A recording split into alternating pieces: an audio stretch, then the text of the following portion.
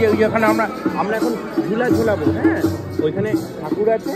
হ্যাঁ, কোন ঠাকুর আছে বলো তো? কৃষ্ণ ঠাকুর আছে। আমরা কৃষ্ণ ঠাকুরের এখন ঝুলা ঝোলাবো। ওকে? হ্যাঁ, তুমি এখন নিচে থাকো। গোপাল ঠাকুর এখন কিছু দুষ্টু করবে না, দুষ্টু করবে না, দুষ্টু করবে না।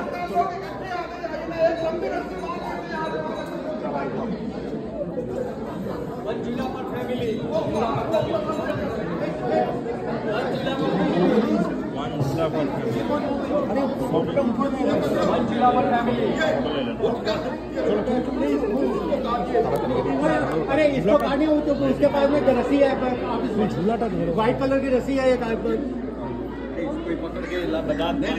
वो काटे अभी तो इतना खलचलन मत करो।